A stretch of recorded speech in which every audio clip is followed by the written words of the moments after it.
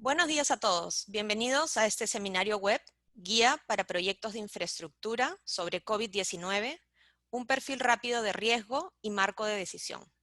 Mi nombre es Romina Aramburu, soy oficial líder ambiental y social con BidInvest. La sesión de hoy está dividida en 3 partes. En la primera parte presentaremos el alcance, los objetivos y el contenido de la guía de COVID-19 para el sector infraestructura desarrollada por BidInvest para apoyar a nuestros clientes durante la pandemia. En la segunda parte de la sesión vamos a escuchar a algunos de nuestros clientes y cómo vienen implementando las medidas sanitarias durante el proceso del coronavirus. En la última parte estará disponible para que hagan sus preguntas. Algunos anuncios antes de comenzar. Tenemos más de 200 personas conectadas el día de hoy. Gracias a todos por su participación. Los micrófonos y cámaras permanecerán cerrados durante la sesión. Contamos con una interpretación en simultáneo del español al inglés.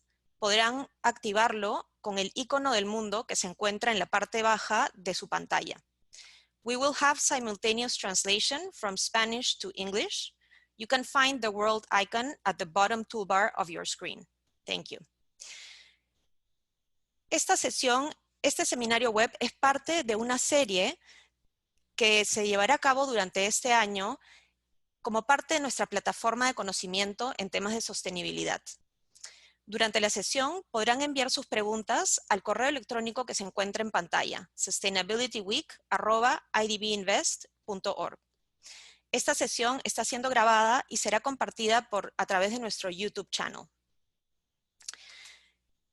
La primera sesión estará presentada por Felipe Esquerra, jefe de la División de Infraestructura y Energía de BidInvest, Luis Gabriel Acevedo, jefe de la División Ambiental, Social y de Gobierno Corporativo de BidInvest, y Tania Barrón, socia gerente y especialista en salud pública de The Theron Group. Felipe, te paso el micrófono. Buenos días. Buenos días a todos en primer lugar y gracias por el tiempo y por la participación. Bueno, es evidente, todos lo sabemos, que más allá de la crisis sanitaria, el COVID está creando un escenario pues con muchos retos, tanto a nivel global, sin duda, como a nivel regional, ¿no? En ese contexto, desde el Grupo BID, se está trabajando con el objetivo de maximizar el apoyo de la institución a la región de Latinoamérica y el Caribe, tanto desde el lado público, a través del BID, con préstamos con garantía soberana a los países, como desde el lado privado. Y no solo con recursos financieros, sino también a través de productos de conocimiento, como es este webinar, y también solo como referencia, por ejemplo, como el reciente informe publicado por el BID sobre la macroeconomía en América Latina y el Caribe y qué políticas deben aplicarse para combatir la pandemia. Desde BidInvest, nuestro objetivo es también trabajar en este momento al máximo de nuestra capacidad, tanto en términos financieros como también de recursos humanos, ¿no? En ese sentido, probablemente muchos de ustedes han visto recientemente que la semana pasada hemos obtenido un incremento de nuestro presupuesto para el año, tanto en nuestra capacidad de préstamos a largo plazo, que se ha incrementado en 500 millones, de 3.500 a 4.000, y en un incremento muy relevante de nuestras líneas de trade finance, que pasan de 1.500 a 3.000 millones de dólares, buscando de esta forma asegurar el crédito de corto plazo hacia las pequeñas y medianas empresas en la región de América Latina y el Caribe. Del lado de infraestructura, rápidamente nuestra visión es que las necesidades de infraestructura en la región a largo plazo no cambian con la crisis y muy por el contrario, pensamos que la infraestructura debe jugar todavía un papel más relevante que antes de la crisis como elemento dinamizador de la inversión y por tanto como motor de la recuperación económica. En ese sentido, nosotros estamos en este momento completamente, en primer lugar, comprometidos con el apoyo a nuestros clientes en operaciones existentes y en inversiones que están siendo desarrolladas en este momento, intentando apoyar que las inversiones, evidentemente dentro de a su vez de las restricciones que puedan existir en cada país, pero que las inversiones puedan seguir ejecutándose y de esa forma continuar, digamos, apoyando el empleo y apoyando la actividad económica.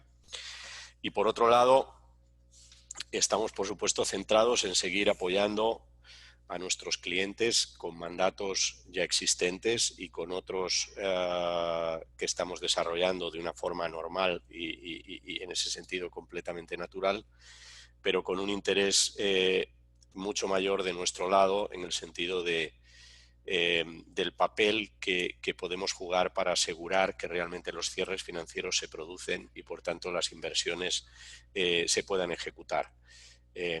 Pensamos también que es evidente que en el corto y medio plazo el papel importante que siempre jugamos las multilaterales y que estamos intentando jugar desde Bidinvest como una institución relevante en la región para el apoyo al desarrollo de la infraestructura, esta participación de las multilaterales probablemente es más importante en el corto y medio plazo,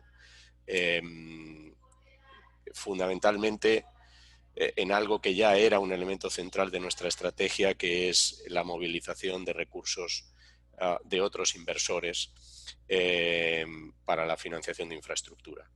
Entonces, en ese sentido, el mensaje principal del lado de nuestra posición como división de infraestructura es que continuamos con todo nuestro esfuerzo, con toda nuestra capacidad prestable, que pensamos que vamos a conseguir, digamos, completarla en este año tal y como teníamos previsto y seguir jugando un papel relevante en el apoyo a los proyectos de infraestructura que, como decía, sin duda serán todavía más relevantes en el post-crisis para el apoyo a la reactivación económica de toda la región.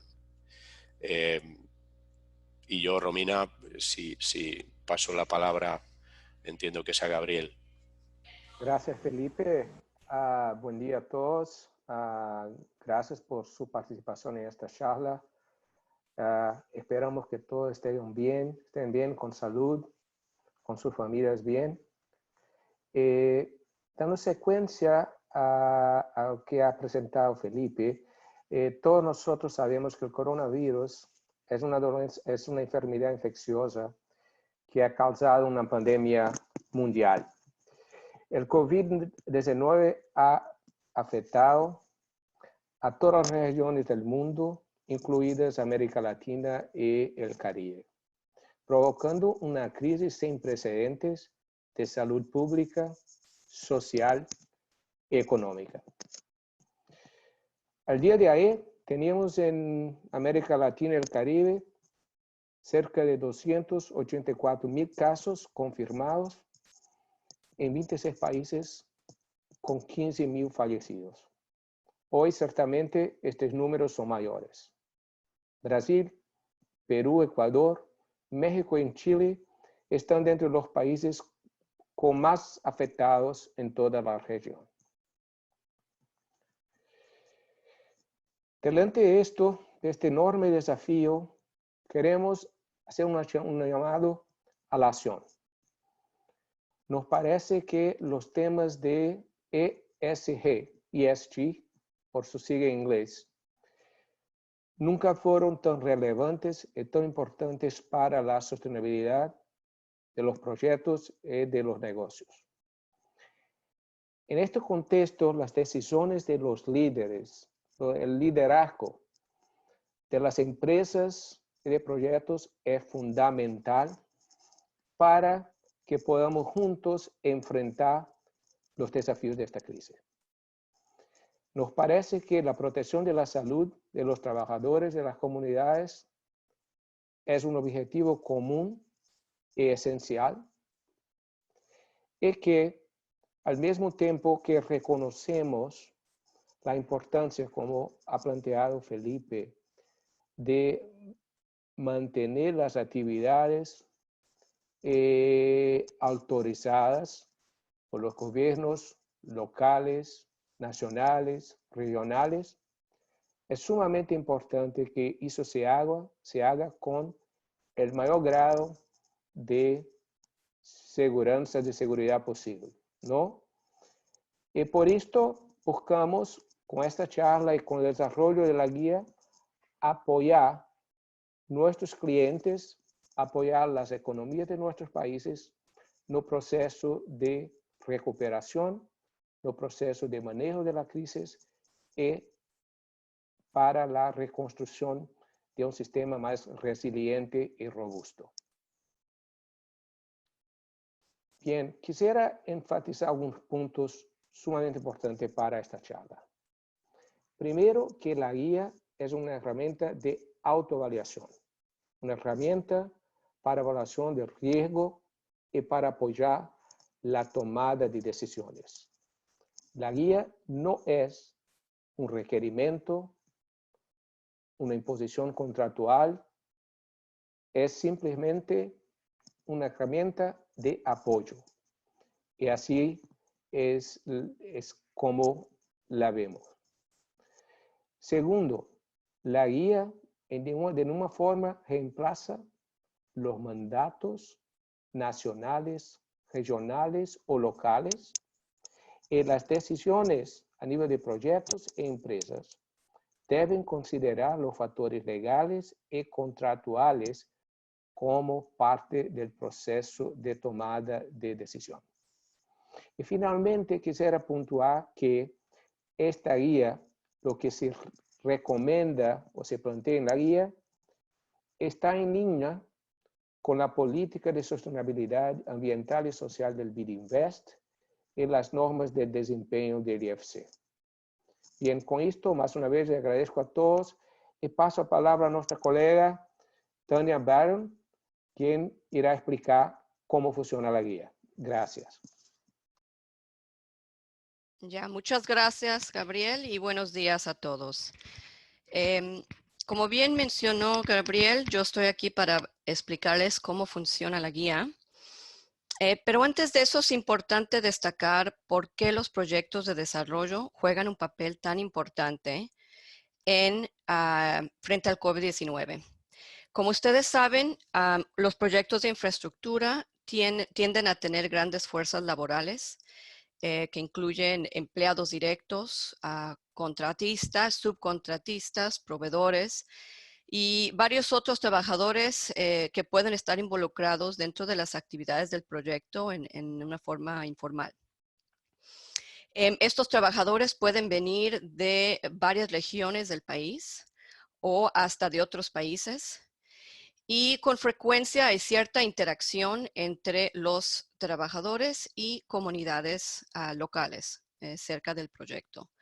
Con este movimiento de trabajadores y esta gran cantidad de trabajadores, esto presenta un riesgo alto de infección, realmente para cualquier infección contagiosa, pero especialmente con el COVID-19, ya que es de alto contagio.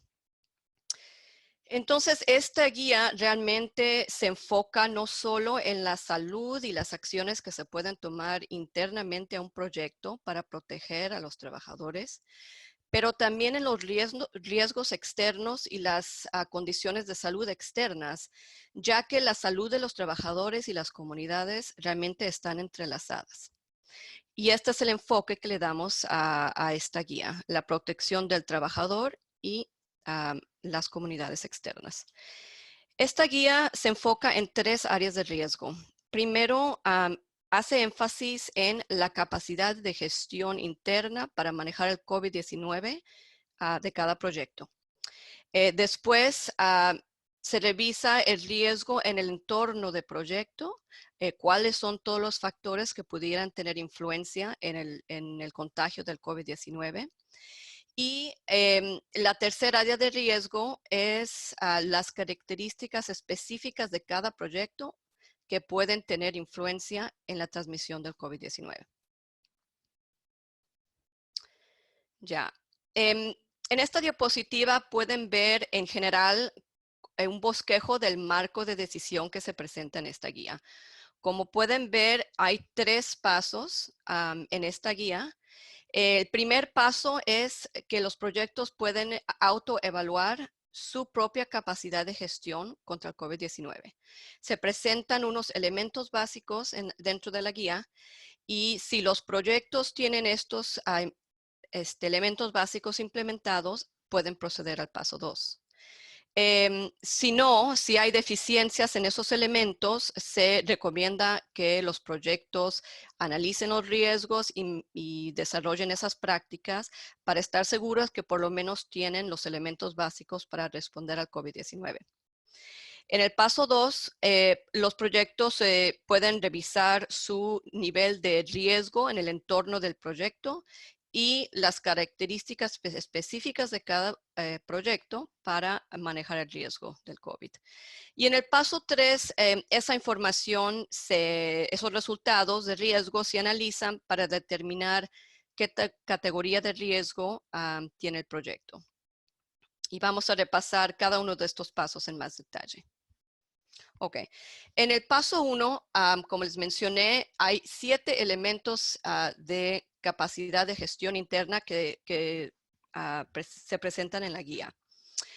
Primero, es crítico que los proyectos tengan un plan de respuesta contra el COVID-19 que destaque las acciones que se van a implementar y que esté alineado a las últimas recomendaciones para prevenir el contagio y la transmisión de esta enfermedad.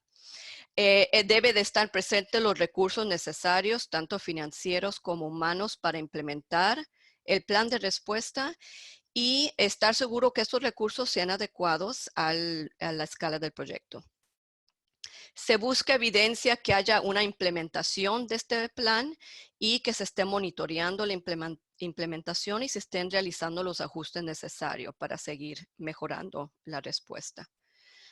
Otro elemento crítico de la capacidad de gestión interna es que se esté dando entrenamiento y capacitación para los trabajadores en cómo prevenir al COVID-19, qué hacer si tienen síntomas y cómo cuidarse. Otro aspecto crítico es la colaboración con las autoridades de salud. El COVID-19 es una infección muy nueva, estamos aprendiendo cómo abordarla y en esto la colaboración con las autoridades de salud es crítica para realmente poder desarrollar este plan de respuesta y para saber cómo responder a casos, a posibles brotes de la infección. Otro elemento importante es que haya establecido ciertos canales de comunicación con comunidades cercanas para que el proyecto pueda comunicarles qué pasos están tomando para proteger tanto a los trabajadores como a las comunidades frente al COVID-19. Y el último elemento de gestión interna que consideramos que es bastante importante es que exista un proceso de reclamos o algo parecido para que los trabajadores y las comunidades puedan comunicar sus quejas o preocupaciones sobre cómo se está manejando el COVID-19 y que eso se use como retroalimentación para el mismo proceso de respuesta del proyecto.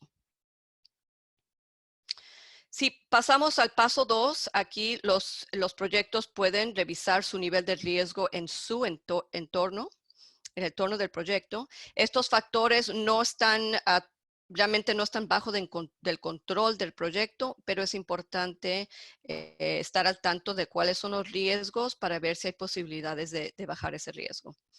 Primero, es crítico entender el estatus de la pandemia en el entorno del proyecto. Si es que están aumentando los casos o bajando los casos, ¿dónde estamos dentro de esa curva? ¿No? La calidad y de la información que se está proporcionando en una campaña de prevención pública. Es muy importante saber si es que se está dando información, la calidad de esa información, si las personas en general en el entorno local saben cómo protegerse.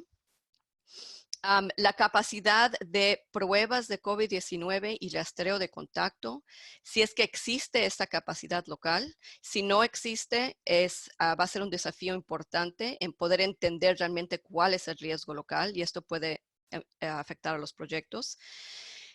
La capacidad del sistema de salud, es importante entender con qué recursos cuenta el sistema de salud y si es que tiene la capacidad de poder atender casos críticos, si tiene la capacidad de ventiladores y con qué puede contar el proyecto, en qué tipo de recursos se puede contar. Y también es importante entender cuál es la vulnerabilidad de las comunidades en el entorno local a infecciones y a infecciones del COVID-19.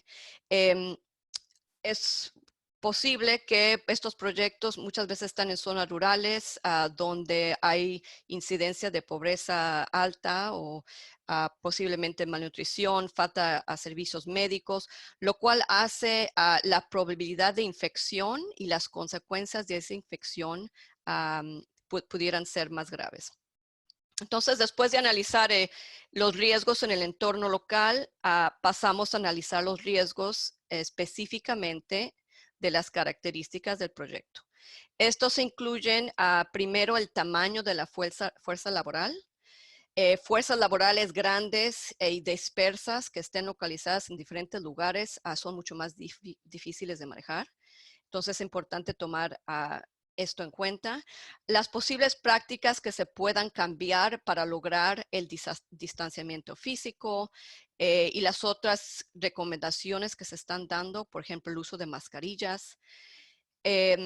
La movilidad de los trabajadores, si los trabajadores están localizados en un lugar, el manejo de esos trabajadores y la contaminación va a ser mucho más fácil que si los trabajadores están localizados en diferentes lugares y se trasladan del proyecto a comunidades. La probabilidad de poder arreglar el alojamiento y áreas de descanso para reducir la transmisión, o sea, lograr el distanciamiento físico. El nivel de atención médica que el proyecto sí puede proporcionarles a trabajadores y contratistas, si tienen los recursos internos para poder manejar no solo casos, pero posiblemente traslados si es que los trabajadores llegan a enfermarse o estar en un estatus crítico. Los canales de comunicación, si es que existen canales de comunicación efectivos para comunicar expectativas a trabajadores o a contratistas, es un elemento importante en la respuesta de cada proyecto. Y por último, el nivel de riesgo de seguridad que puede existir en el entorno del proyecto. Con COVID-19 pudieran haber riesgos de seguridad adicionales y bueno, es un tema muy importante considerar, ya que con el COVID-19 puede haber conflictos nuevos, ¿no? Ok, entonces, como hemos mencionado anteriormente, en el paso 3 de la guía, estos diferentes tipos de riesgo se analizan en conjunto para que cada proyecto pueda autodefinir cuál es su nivel de riesgo. Hay 3 tipos o 3 categorías de riesgo. Si los proyectos determinan que tienen el riesgo gestionado, les recomendamos que, bueno, sigan los reglamentos del gobierno con respecto al COVID-19, que sigan implementando su sistema de gestión contra COVID-19 en forma continua y que constantemente reevalúen la situación. La pandemia es bastante dinámica. Sabemos que hay olas en las cuales puede aumentar o disminuir el nivel de infección y es importante reevaluar ese riesgo constantemente. Si los proyectos determinan que requiere atención su respuesta o el nivel de riesgo al COVID-19, se les recomienda de analizar las brechas dentro de su propia respuesta y de identificar cómo se pudieran abordar los riesgos que requieren atención. Se recomienda considerar la pausa en las actividades si es necesario para poder mejorar la respuesta al COVID-19 y asegurarse que se puede proteger realmente a los trabajadores y se puede reducir la transmisión, una posible transmisión también a comunidades. Para esto se puede considerar diferentes actividades para posiblemente reducir la fuerza laboral o aislar trabajadores. Y también se recomienda de identificar oportunidades para apoyar la respuesta local que también pudieran tener beneficio para el proyecto. Por ejemplo, lo que es dar equipos médicos o apoyar en la diseminación de información a nivel público. Si los proyectos determinan que el riesgo no está gestionado, se sugiere y se recomienda que los proyectos realmente consideren la posibilidad de pausar o cerrar las actividades de alto riesgo para poder desarrollar un plan de respuesta adecuado. Y con eso, esas son las recomendaciones generales que les damos a los clientes. Realmente eso es un bosquejo general de cómo funciona esta guía. Les quiero dejar con 3 puntos antes de terminar. Como pueden ver, esta guía está diseñada para adaptarse a diferentes tipos de proyecto y a diferentes realidades en el entorno de cada uno de ellos. Entonces es adaptable. Como ven, la guía promueve un proceso de mejora continua y esto es decir que lo que estamos recomendando realmente son actividades que fácilmente se pueden integrar dentro de los sistemas de gestión ambiental y sociales que ya tienen establecidos dentro de las operaciones. Y la utilidad de esta guía la vemos no solo al corto y mediano plazo en esta respuesta al COVID-19, que sabemos que el COVID-19 no va a desaparecer y va a estar presente por un tiempo, pero también lo que presenta esta guía es una oportunidad de fortalecer estos sistemas de gestión que pueden ayudar a los proyectos a enfrentar no solo el COVID-19, pero otras enfermedades infecciosas y hasta otros temas de salud pública que pueden afectar los proyectos de desarrollo. Y bueno, con esto le quiero pasar la palabra a Romina. Muchas gracias. Muchísimas gracias, Tania, por la explicación tan clara. De nuestro lado, en BidInvest, estamos muy emocionados de haber podido generar esta guía y que ojalá pueda ser de mucha utilidad para todos ustedes. Ahora tenemos el privilegio de poder escuchar a algunos de nuestros clientes que vienen desarrollando proyectos de infraestructura de gran envergadura en la región. Contamos y le damos la bienvenida a Marcelo Fehlberg, es el CFO para las Américas de DP World, el cual maneja el puerto Pozorja, además de otros puertos. Robinson Miranda es el director ambiental, social y de sostenibilidad de la hidroeléctrica Ituango en Colombia. Edinson Candela, director de calidad, ambiente y prevención de riesgos de la autopista 4G Rutas del Cacao en Colombia. Pedro Orcajo, gerente de construcción de Rutas del Este, quienes están manejando también el proyecto Rutas Nacionales 2 y 7 en Paraguay. Muchas gracias a todos ustedes por su participación. Quiero comenzar con Marcelo. Marcelo, estamos muy encantados de poder contar con tu participación y tu visión de sostenibilidad como CFO de las Américas para una empresa transnacional. Marcelo, ¿cuáles han sido algunas de las acciones que ha realizado DP World en los puertos Pozorja y en Vaport para poder garantizar la seguridad y la salud en las operaciones y poder salvaguardar al personal que trabaja en los terminales portuarios? Gracias, Romina. Buenos días a todos. Yo voy a hablar en inglés. The port operations are strategic services, and all of our terminals in the region remain open and continue to operate despite restrictions in several countries, including, for example, Ecuador in Posorham, and despite curfews and others. I won't have the time here to go through the whole protocol and actions and everything that we have done and we are doing, but I want to highlight some relevant comments. The first one, it's our previous planning for unforeseen emergencies worked very well. We made adjustments in our business continuity plan and protocols, but overall the plan implementation was done to our satisfaction.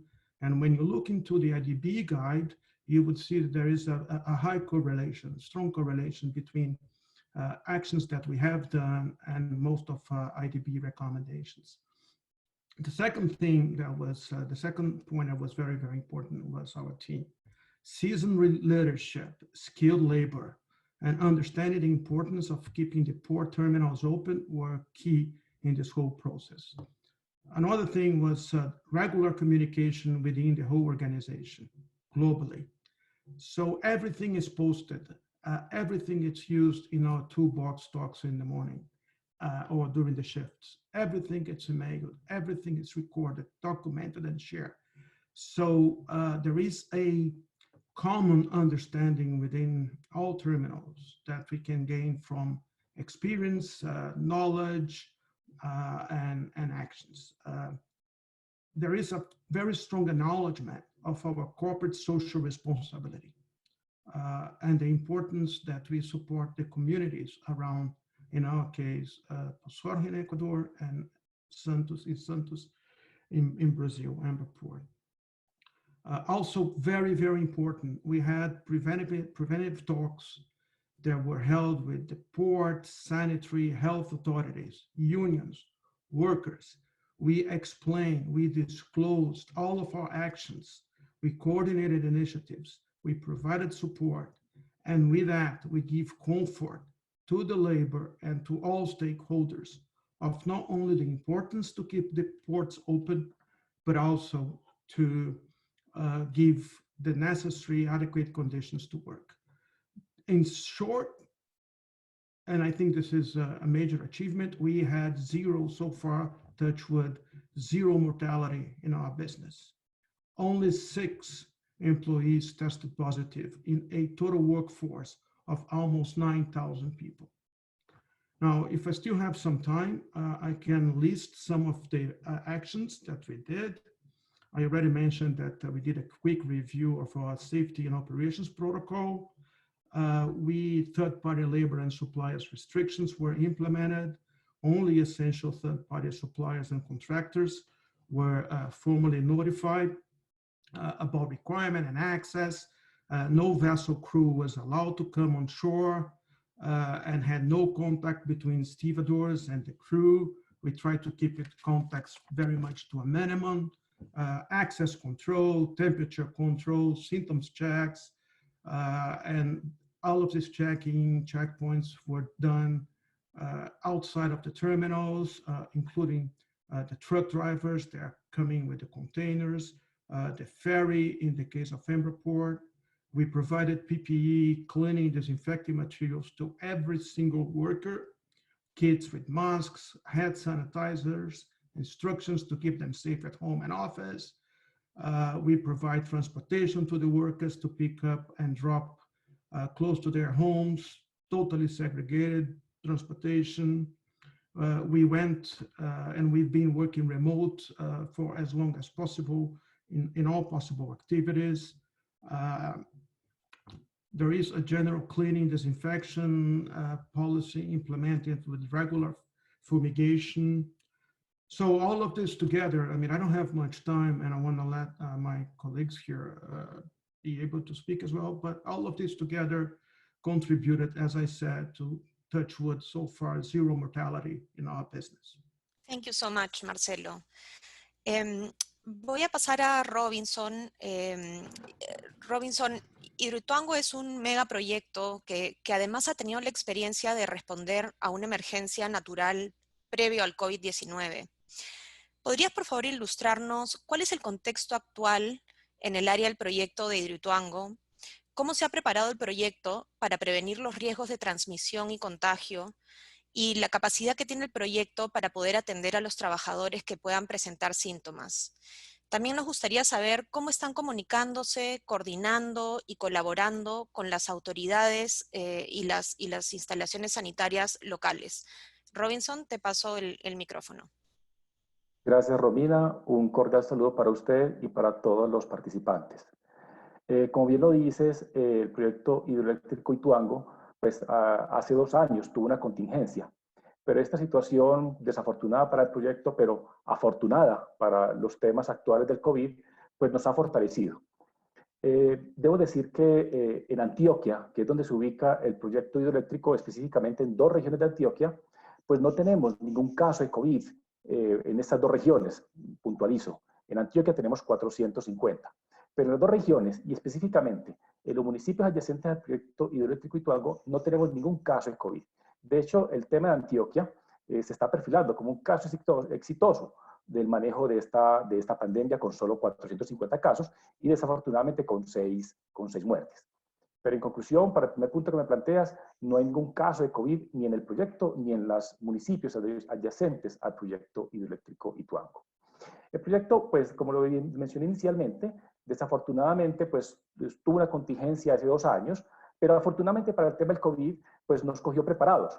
Inmediatamente nos dimos cuenta, pues, que a Colombia se había detectado el primer caso positivo de COVID-19, pues, inmediatamente, digamos que activamos el plan de atención de emergencias y contingencias y a su vez el puesto de mando unificado en el que se toman decisiones para poder, digamos, atender esa situación.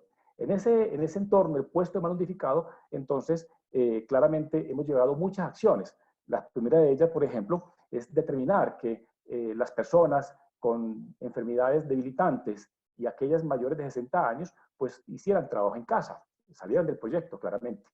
También otra decisión es que propiciamos el trabajo en casa, sobre todo el personal administrativo, que no requiere estrictamente estar, pues, en la zona del proyecto y su entorno. Otra decisión muy importante es que implementamos inmediatamente una lista de chequeo en línea para que diariamente y continuamente los trabajadores estuvieran reportando allí sus condiciones de salud y, digamos, tuviéramos unas estadísticas claras de cómo estaba la evolución de esta pandemia en caso que pudiera identificarse. Y finalmente, digamos, diseñamos e implementamos un protocolo bastante estricto y muy alineado con las políticas del gobierno nacional de cómo controlar, atender y prevenir esta contingencia. Bien saben ustedes, pues, que todos los temas de tapabocas, de lavado permanente, desinfección de los puestos de trabajo, desinfección de los transportes, en fin, todo eso está incluido en el protocolo. Inclusive, también está incluido en cómo actuar en caso, pues, de identificar un caso COVID en el proyecto. En el proyecto, para responder tu tercera parte, en el proyecto tenemos 2 centros de salud. Centros de salud en los que fundamentalmente se atiende consulta externa, también casos de accidentes leves y algunos casos, digamos, de urgencias. Pero son básicamente centros de salud con atención inicial. Allí no tenemos ni hospitalización ni urgencias importantes. Para ello, en el caso que nos presente esta situación, lo que hemos establecido es una cadena llamada con los municipios, para que en el caso de que se genere un accidente de proyecto, digamos, podamos remitirlo a los centros de salud de un nivel mayor. El nivel de los centros de salud que tenemos en el proyecto Ituango, que son 2, como lo dije anteriormente, es un nivel, digamos, primario, nivel 1, digámoslo así. Para el caso que tengamos que remitir pacientes, entonces disponemos de 8 ambulancias, de las cuales 7 son básicas y una medicalizada. Si identificamos un caso, digamos, positivo o algunas señales de que algún trabajador nuestro, de los 7.000 que tenemos allá actualmente, presenta alguna sintomatología, lo que hacemos es remitirlo al centro de salud, digamos, de mayor nivel que exista más cercano al proyecto. Finalmente, debo decir que hemos tenido una relación permanente con las administraciones municipales y con los líderes comunitarios principalmente, en varios sentidos. El primero es que cuando cerca de los 7.000 trabajadores que les estoy diciendo tienen que hacer recambios, salir del proyecto, que de hecho la mayoría actualmente están confinados allá, pero tienen que salir a descanso al mes, mes y medio, pues lo que hacemos es informarle a la administración municipal y seguir todo el protocolo de salida del proyecto, de transporte hacia sus comunidades y de ingreso a sus comunidades, de tal manera que el alcalde municipal y su administración municipal está enterada de que va a llegar un personal que va básicamente a descansar y que se encuentra en condiciones óptimas de salud. También hemos establecido, digamos, talleres con las comunidades para enseñarles, para transmitirles cómo el proyecto maneja toda la situación de COVID, cuáles son los protocolos que tiene el proyecto para que, digamos, haya un entendimiento común y cómo el proyecto, digamos, en el caso eventual que identifiquemos un caso positivo, cómo actúa el proyecto con esta persona. También, pues, como una acción humanitaria, Empresas Públicas de Medellín, que es la constructora y socia de este proyecto, tiene la Fundación EPM. A través de la Fundación EPM estamos entregando actualmente insumos médicos a estas administraciones municipales que sabemos pues, que tienen ciertas condiciones, digamos, deficitarias en términos médicos. También estamos entregando mercados y estamos ayudando, como les dije anteriormente, a entender este fenómeno y cómo tratarlo a las administraciones municipales. Básicamente, y afortunadamente, en el proyecto no tenemos ningún caso de COVID, tenemos un protocolo claramente establecido, reconocido inclusive por autoridades sanitarias colombianas y autoridades, digamos, del Ministerio Público colombianas, y estamos en el propósito de continuar, pues, de manera, digamos, exitosa y sin ningún problema en este momento. Uno de los puntos, reitero, uno de los puntos que nos ayudó fuertemente, desafortunadamente, era que la contingencia de hace 2 años nos cogió, digamos, con una muy buena preparación para atender esta contingencia del COVID-19. Muchas gracias, Romina. Muchísimas gracias, Robinson. Muy interesante lo que nos comentas. Voy a pasarle la palabra a Edinson. En el proyecto de la autopista Rutas del Cacao, siendo un proyecto lineal que atraviesa muchas comunidades, Edinson, nos gustaría escuchar de tu lado cómo están manejando las relaciones comunitarias, las comunicaciones con estas poblaciones que viven a lo largo del proyecto y quizás nos puedes comentar un poco también la coordinación y la interacción que tienen con las autoridades locales y las autoridades sanitarias con las cuales ustedes interactúan. Gracias, Romina. Un saludo muy especial para todos los participantes. Inicialmente, me gustaría entregarles un poco de información acerca del proyecto. El proyecto es una vía de cuarta generación que comunica la ciudad de Bucaramanga con Barranca Bermeja. Estamos hablando de un proyecto lineal de 150 kilómetros. Está ubicado en Santander, al nororiente de Colombia. Y su recorrido pues pasa por 6 municipios. En este caso puntual, pues para el tema del COVID, el departamento de Santander afortunadamente tiene 40 casos confirmados solamente, y de los 6 municipios del área de influencia del proyecto, solo uno tiene confirmados 6 casos. Entonces, digamos de esta manera, como para plantear un entorno del proyecto. Nosotros tuvimos que parar actividades de acuerdo pues a los lineamientos establecidos para la cuarentena por el gobierno nacional, y posteriormente tuvimos la oportunidad de reiniciar actividades. Para eso pues enfrentamos muchos retos, entre esos establecer un protocolo muy bien estructurado para que le diera confianza no solamente a nuestros trabajadores, sino también a las autoridades municipales y a las comunidades vecinas.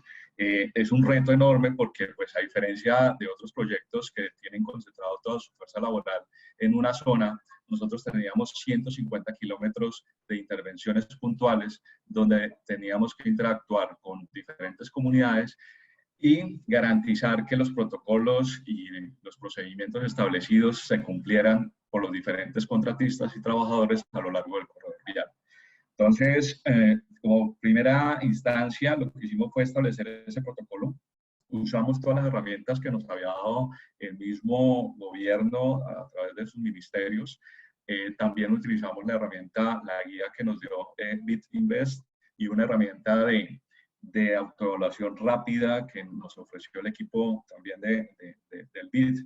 Y pudimos establecer el nivel de riesgo que tenía el proyecto y las dificultades y retos que teníamos, y también establecer un muy buen plan de acción que nos permitiera estar tranquilos en el inicio de las actividades. Ya con esta herramienta muy bien establecida, empezamos la socialización primero con las autoridades departamentales y municipales, con las secretarías de salud. Les socializamos el protocolo, les explicamos cómo queríamos y cuáles eran las estrategias que se tenían establecidas para el inicio de actividades y para garantizar pues, que teníamos controlado el riesgo. Las autoridades, por supuesto, revisaron los protocolos, nos hicieron algunas recomendaciones, se acogieron esas recomendaciones y posterior a eso empezamos con la estrategia de socialización a las comunidades. Realmente fue un reto porque la vía está a las afueras de las ciudades principales y eso lleva a que la capacidad de comunicación, de cobertura de internet, cobertura de red celular con las comunidades, y al tener obviamente la restricción de no hacer las socializaciones o reuniones de manera presencial, nos tocó hacer una logística muy interesante previa a las reuniones para garantizar que los líderes de las comunidades pudieran tener acceso a la red y poder llevar a cabo las reuniones y llevarlas a feliz término.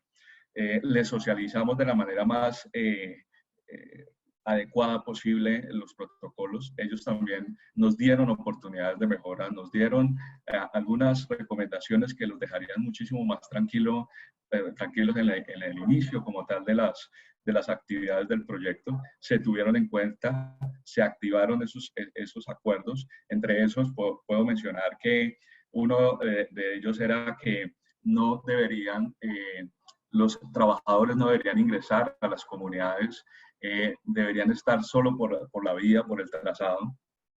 No deberían tener acercamiento ni comprar productos en las comunidades, que todo lo podían hacer a domicilio, obviamente buscando que se reactivara también el comercio de la zona. Que si llegaba algún trabajador de algún departamento que tuviera alto índice de contagio, estos trabajadores tenían que llegar a cuarentena y se debían hacer el examen, y posterior al examen, ya con un resultado negativo, se podían vincular a las actividades. En fin, N acuerdos que establecimos con las comunidades, y eso les permitió estar tranquilos y nos permitió a nosotros iniciar los trabajos en el proyecto. Algo muy interesante que hicimos y que también dio tranquilidad tanto a las autoridades municipales como a las comunidades es que no iniciamos el trabajo al 100%.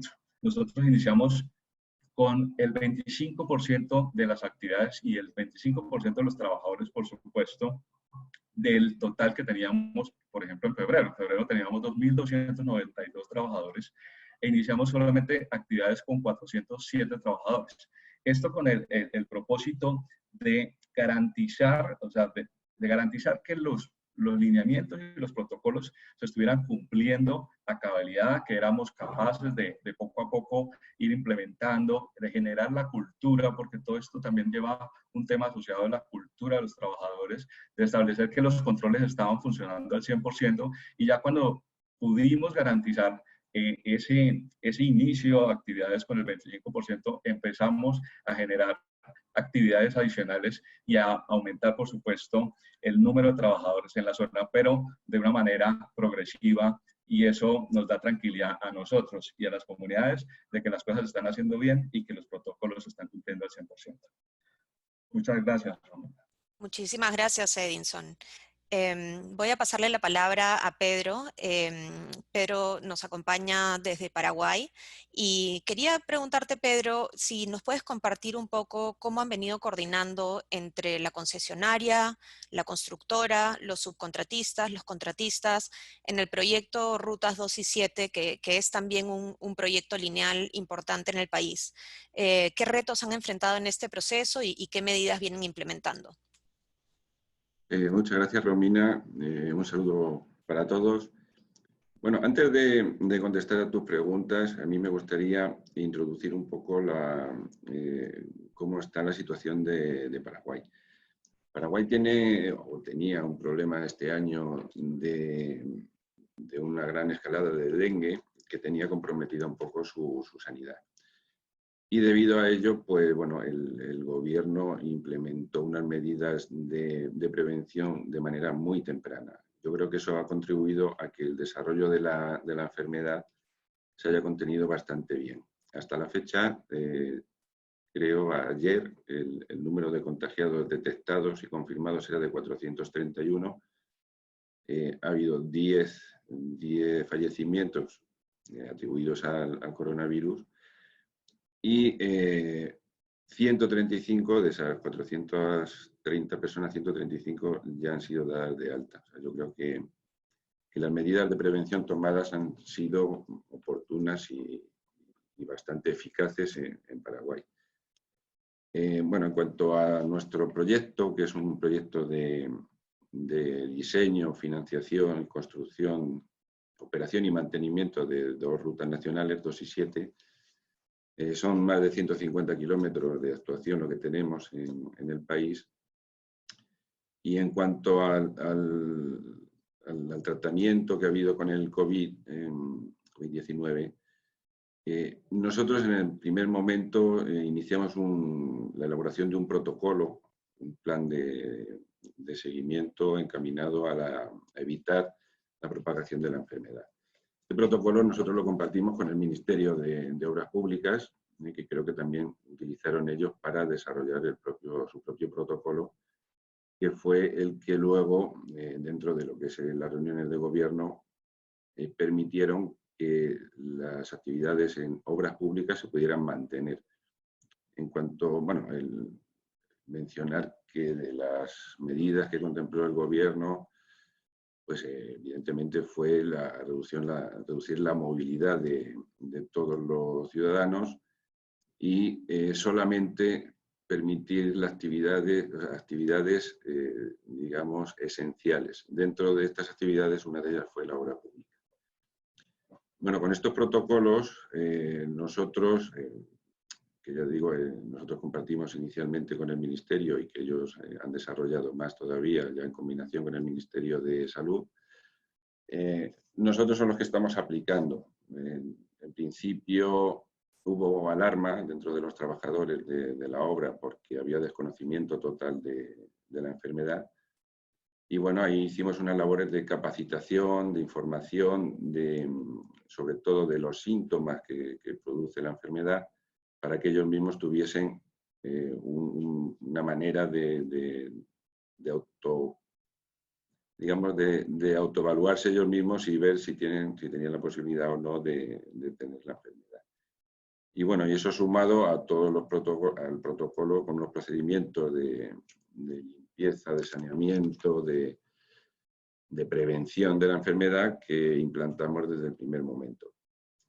Como he mencionado antes, este contrato es de diseño, construcción, operación y mantenimiento, con lo cual digamos que tenemos cuatro frentes diferentes de actuación dentro de lo que es este contrato.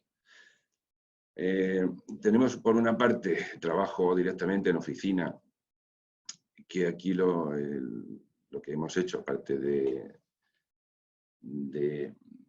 hacer la verificación en cuanto a temperatura, utilizar el sistema de saneamiento individual, ¿no? De limpieza de manos abundante, utilización del alcohol gel, limpieza de calzado. Y lo que hemos hecho ha sido también implantar el teletrabajo digamos, en donde hemos podido aplicarlo. De esta manera también en las oficinas hemos reducido mucho el personal que se concentra y mantenemos unas distancias en puestos de trabajo que creemos convenientes y que cumplen también con las directrices que marcó el Ministerio de Sanidad.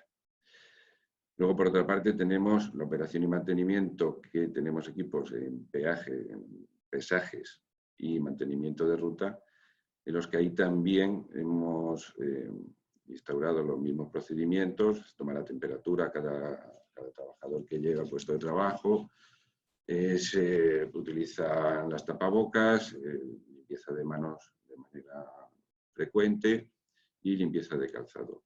También se han hecho campañas de desinfección de las instalaciones generales, o sea, de los puestos de trabajo, de oficinas y demás. Y digamos que en estas zonas también se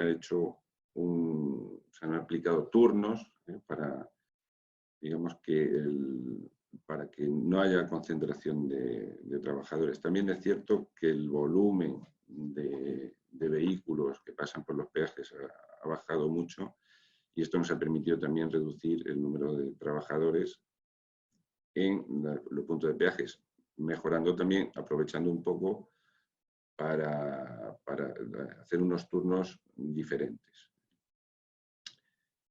No hemos tenido ningún caso hasta la fecha de COVID-19 en la obra, ni en ninguna de las secciones que tenemos en desarrollo. En cuanto a las medidas en obra propiamente dicha, y como comenté antes, la alarma que surgió en los trabajadores al principio, bueno, pues, con las medidas que se tomaron y la información que se ha hecho, las medidas de protección individual, todo el protocolo que se sigue de desinfección de instalaciones de manera una vez a la semana, diaria de los buses que utilizamos para el transporte de personal a los distintos puntos de obra, también el distanciamiento dentro de las instalaciones de comedor para que solamente haya una persona por mesa, también habilitando turnos de comida un poco más espaciados, pues están funcionando muy bien y también están dando mucha confianza a los trabajadores. En cuanto al tema de subcontratas, bueno, pues dentro de las directrices del Ministerio estaban exentas de las medidas generales que tomaron de prevención las empresas, la obra pública y las empresas asociadas también a la obra pública. En este sentido, todos los subcontratistas que han ido a obra, todos reciben la misma capacitación, reciben los mismos controles de sanidad.